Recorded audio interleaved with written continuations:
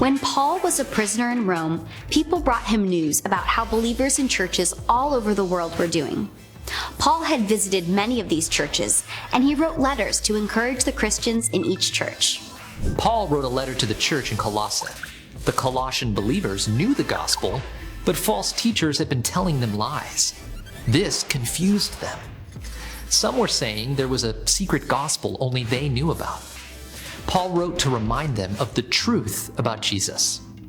This is what Paul wrote. Jesus shows us what God is like. The Son of God existed before God created anything. He created everything. Everything in heaven and on earth, everything you see and don't see. Everything exists for him. Jesus holds everything together. The church, all the believers in the world, are the body, and he is the head. God was happy to send his Son to earth to rescue people from sin through his blood on the cross. Paul reminded the believers that their sin had separated them from God. They were his enemies.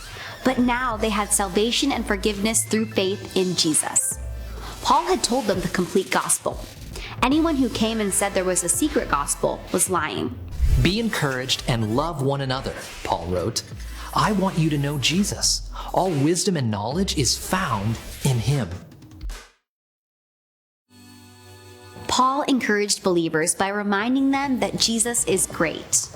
Jesus is God's Son, and he died on the cross to rescue people from sin. Jesus conquered sin and death and reigns as King over all.